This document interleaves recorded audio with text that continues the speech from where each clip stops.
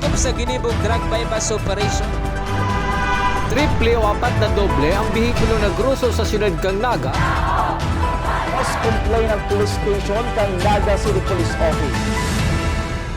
Newsbreak. Sa headlines kan mga parata, pagbisita ni Presidente Ferdinand Marcos Jr. sa siyudad kang Naga, Kasudma, mayong naging rimalaso. Mga mobile application kan Department of Science and Technology makakatabang sa mga itutugdok na haralangkaw na edipisyo sa siyudad kang Naga. Apat na persona nadakop sa saro-subot na drug den sa Baaw, Camarines Sur. Mga obra kan person deprived of liberty asin mga estudyante tampok sa VR Gallery. Diyos marhay na hapon. Ako si Mark Mendoza, ang sa indong tagapaghatod Bareta. Naga City Police Office mayong nairehistrong mga insidente sa panahon na yaon sa siyudad ng Naga si President Bongbong Marcos Jr.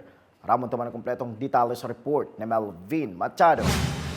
Higot ang naging seguridad na inilatag ang Philippine National Police sa pagbisita ni Presidente Ferdinand Marcos Jr. sa siyudad kang Naga, Kasudma matapos sa mga tindir sa groundbreaking ceremony kang housing project kang gobyerno sa duwang magkasuway na lugar sa siyudad sa Panganiban Drive asin Balatas New Development Area. Sa assessment kang Naga City Police Office sa kabilugan kang aktibidad Kasudma, mayo subot na rehistrong dakulang insidente na pwedeng nakaribaraw sa pagbisita kan Presidente kang nasyon sa siyudad. Very cooperative. Mayo kitang nanutaran na nagprobar o nag-attempt na kay ganing hero protesta. Dakulon kitang all the dakulon tao, si mga supporters, si mga nag-witness, si mga spectators, kan momentous event na ini.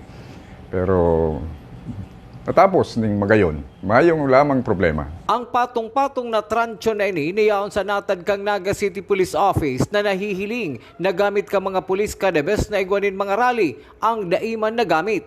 Hinali naman kang Naga City Police Office ang full alert status sa bilog na siyudad kang Naga matapos na makahali sa siyudad ang nagbisitang presidente kan Pilipinas. Iyo po, 15 pa lang, nasa full alert status na kita ang Naga City Police Office. Hanggang 16 during the day of the event. Natapos po yan, nag-lift po yan in the afternoon, kan makahali na po sa area ang sa tuyang presidente.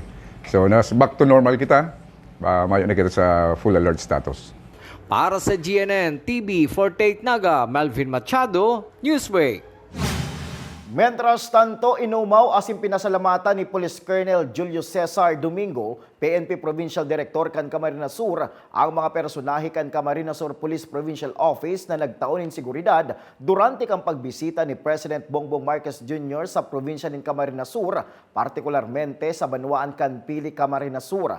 Sa social media post kan Camarines Sur PNP, naging matuninong subuot ang pagbisita kan Presidente kan Suudma.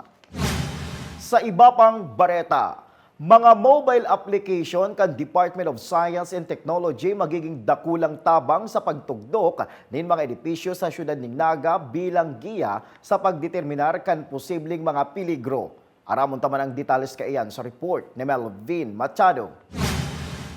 Bisita kan siyudad ni Naga, Kasudma si Department of Science and Technology Secretary Dr. Renato Solidum para sa inauguration kang pinakarhay asin pwede nang bisitahon kang publiko na Bicol Science and Technology Centrum sa interview kan media na ihapot digdi ang mapadapit sa sunod-sunod na paglinog sa Masbate asin Camarines Norte. Yung mga lindol na nangyayari na nararamdaman dito sa Camarines Norte, Camarines Sur, sa kasalukuyan, dalawa ang pinanggagalingan. Yung unang malakas dyan ay doon sa Masbate, sa Philippine Fault Segment, at pangalawa, offshore ng Tinaga Island, na parte ng Vinsons. Malapit yun dito, sa dagat yun. May offshore fault dyan. Doon po yun galing sa Tinaga at hindi sa Masbate. Now, gawin po nating reminder yung mga maliliit na paglindol dahil ang talagang delikado yung malalaki.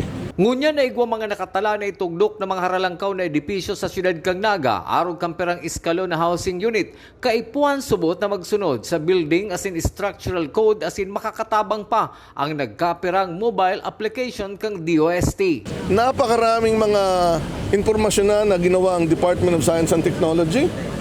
Unang-una, bago tayo magtayo ng mga bahay o gusali, alamin ang mga panganib na pwedeng tumama kahit saang lugar dito. Gamitin ng hazard hunter. app.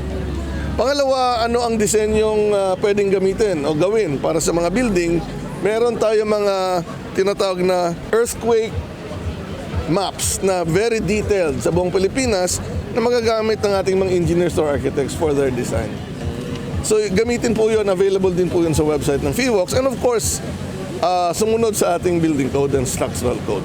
Para sa GNN TV 48 Naga, Melvin Machado, Newsbreak.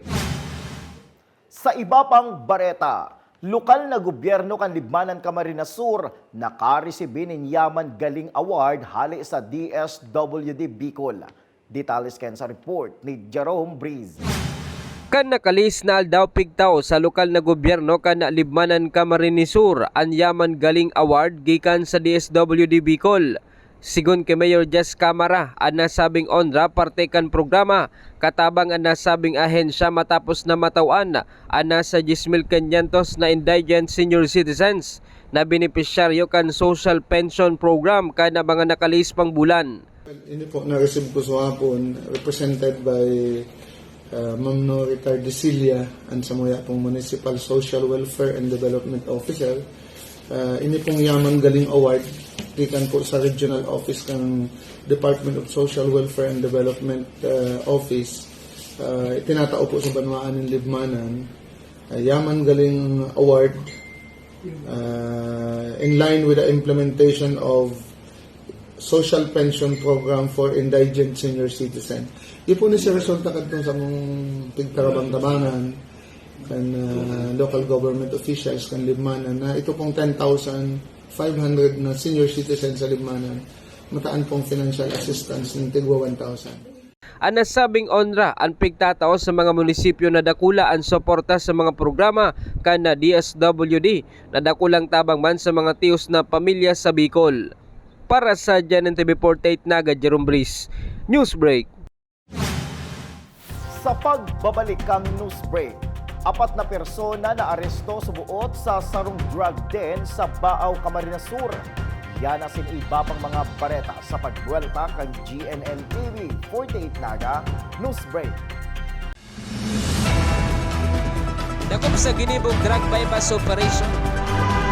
Triple o 4 na doble ang bihikulo na gruso sa siyudad kang Naga. Mas complain ng police station kang Naga City Police Office. Newsbreak. Mas pinalinaw, mas pinalakas, mas pinalawak. Ang GNN TV 48 Naga, digital na! Kung ang inyong TV sets ay digital ready na, pindutin ang scan o search channel button at makikita ang GNN TV Channel 48. Maaaring gumamit ng indoor o outdoor antenna para sa mas klarong panonood. Ganito rin ang gagawin kung kayo ay gumagamit ng digital box. Sa mga susunod na araw, asahan ang mga programang malapit sa puso ng mga Bicolano.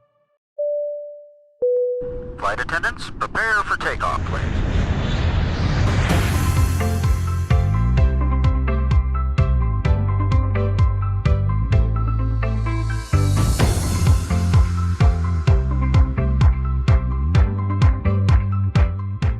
Slip life vest over your head.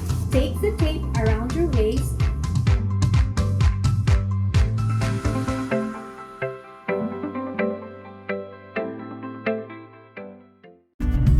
Sa oras ng sakuna, isa sa mga kailangan natin sa ating tahanan ay isang gubag. Ang isang gubag ay naglalaman ng tubig,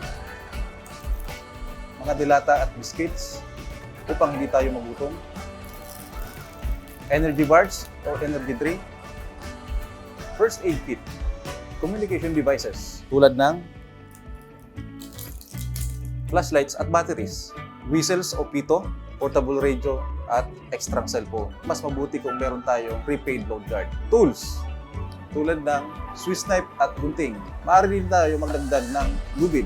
At huwag natin kakalimutan ang hygiene kit na naglalaman ng sabon, tissue, toothpaste, toothbrush, at face mask. Sa lahat ng oras, laging bukas, nakahanda ang aming tanggapan. Tandaan, ang Bicolanong alerto, pirming protektado. Work with business executive or turn yourself to become one. Explore the career in the world of business with NCF's Bachelor of Science in Business Administration, major in Financial Management.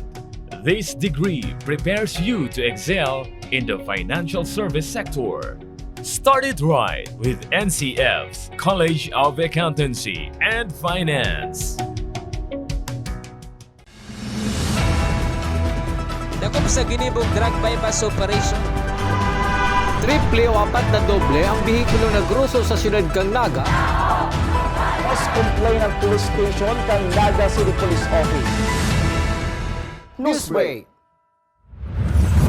Padagos pa sa mga bareta, huli kan pagkusog kan duros asim pag-uuran sa Kabikolan, nagpatanid man ang Department of Health kontra sa mga waterborne infectious diseases, influenza, leptospirosis, asin dengue. Kung igwang mga sintomas ka nasabing helang, tulo subot magpakonsulta sa pinakaraning health center.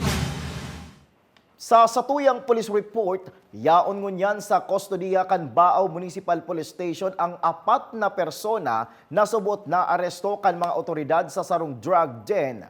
Detalles kan sa report ni Jerome Breeze. Dinakop ang 4 na individual matapos ang pigsagibong drug bypass operation sa sarong drug den sa Barangay San Francisco, Baaw, Camarines Sur kan nakalis na banggi.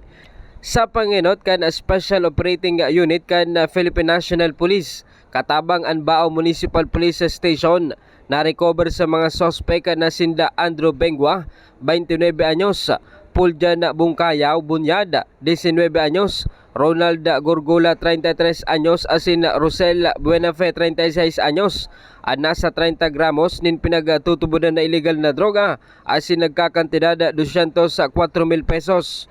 Ang mga sospek nasa kustodiya kan Philippine National Police, asin piga sa ngatanan kasong pagbalgar sa RA 9165 o Comprehensive Dangerous Drugs Agop 2002. Para sa GNN TV 48 Naga, Jerome Breeze, Newsbreak.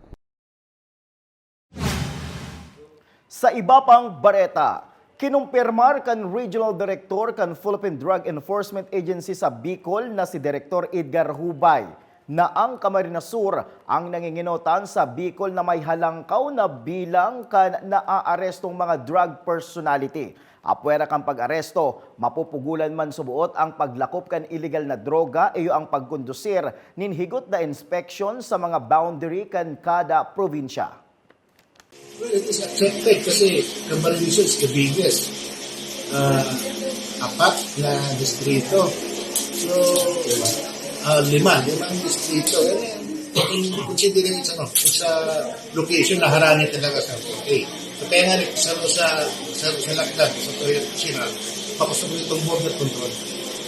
In between na Camarines Norte and Quezon, so yun ang piniling ka steady point para mag-check itong paglaot ng illegal drugs o pag-ayot illegal drugs sa dito.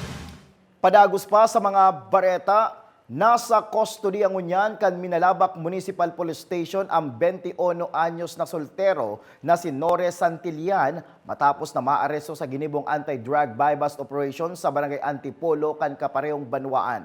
2 plastic sachet ning subot shabu asin 3 plastic sachet ning pinaalang na downing marijuana ang na-recover sa suspect na nahampangunyan sa kasong pagbalgar sa Republic Act 9165. Sa iba pang bareta, mga obra kan persons deprived of liberty asin mga estudyante tampok sa V-Art Gallery. Aramon taman ang kumpletong detalye kan sa report ni Junior Correspondent Christine Reyes. Paglaom, yan ang titulo kan ginimong exhibit sa V-Art Gallery kan nakaaging Marso 14 na pinanginotan kan mga BJMP personnel asin kan mga estudyanteng artist na hali sa Naga College Foundation. Persons deprived of liberty asin senior high school students ang mga artist sa likod kang mga gaya na obra na mahihiling sa V-Art Gallery. Ipaniliwanag man ni Francesca Tamara Tichua, grade 11 student ang istorya sa likod kan sa iyang obra. Ang paint ko po is two koi fish po, which means balance po, and I use colors po. Makikita po sa painting ko na may flow, which means life po. Na pinapakita po niyan the balance within the flow of life, even if you're in hard time or in the good times po. It is really important po to not only enhance your skills in academics po, but also in arts. Kasi sabi nga po ng teacher namin, it's peace po. It's a really peaceful day po if nag-paint ka po and doing the things that you love. Sa modernong panahon na puro gadgets as in teknolohiya na ang nakapalibot sa mga estudyante, saro ini sa aktibidad na makakatabang sa mga estudyante para maihiras ang saindang mga talento. This is one way of developing their talents in arts, and as well as this is also one way of expressing their inner thoughts and minds through painting. So through this activity, their creativity are being developed, and as well as their love of painting. Students are really involved, particularly sa mga Facebook, sa mga gadget. So through this activity, medyo sila nadadivert yung kanilang attention in a way na na-appreciate nila ang beauty ng art. Para man kay Mac Allison Calleja, organizer kan paglawom exhibit, obheto kan aktibidad na ini na maipahiling ang talento kan mga persons deprived of liberty. Paglawom exhibit featuring the PDL's artworks, and not only the artworks, the livelihood of the PDLs. Ito ay binubuo ng mga jails inside the Kamsur, which is the Naga City Jail, the male dorm, the female dorm, the Sipokot, the Libmanan District Jail, Iriga. Ang objectives nito is may pakita ang mga talents ng ating mga PDLs. Not only their talents, kundi yung kahalagahan. Kasi pinapakita dito yung paano sila mag-ikot sa loob ng piitan, yung mga stress nila sa buhay, anong ginagawa nila. Kaya ito yung outcome, yung mga artworks nila, yung mga livelihoods ng mga products. Ini si Kristen Reyes para sa GNN TV 48 Naga Newsbreak. Sa iba pang bareta, NCF Tigers basketball team porsigido para sa kampyonato ngunya na Bukal Season 4 Juniors Men Basketball Division. Ang details kan sa report ni junior correspondent Karen K. Iscaro. Road to quarterfinals na ang NCF Tigers basketball team matapos magpahiling nin magayon nakawat asin mga estratehiya sa nagpapadagos na Bukal Season 4 Juniors Men Basketball Division. Pursigido ang kuponan na ipahiling na ang NCF Mananggad ang home of the champions pag-abot sa hardcourt. Makalihis ang 5 simana puon kan Bukal Season 4 opening ceremony kan Pebrero 11 ugwa ng 4 wins and 0 losses ang NCF Tigers. Katakod ka ini, nagpe-preparar na ang kupunan antes ang quarterfinals round. Makakaatubang kang NCF Tigers sa UNC Sports Palace ang MPCF Dolphins sa Marso 18 alas 12:30 nin hapon. Dagdag pa ka ini, ang manggagana sa quarterfinals round mapadago sa semifinals round na gigibuhon sa Marso 19 sa Ateneo Dinaga Gymnasium. Madadalan man ini sa live official Facebook pages kan Bukal as in GNN TV 48 Naga. Karen K. Iscaro para sa GNN TV 48 Naga Newsbreak. Asin yan ang kateripunan kan mga bareta ngunya na aldaw. Day malingaw na bisitahon ang samuyang official Facebook fanpage asin i-like ang GNN TV 48 Naga para permi kitang updated sa mga bareta asin istoryang bida ang Bicolano. Liwat ako po si Mark Mendoza. Tingis na yan sa GNN TV 48 Naga Newsbreak. Dakop sa ginibog drug bypass operation. Triple o 4 na doble ang bihikulo na gruso sa siyudad kang Naga. Mas complain ng police station kang Naga City Police Office. Newsbreak.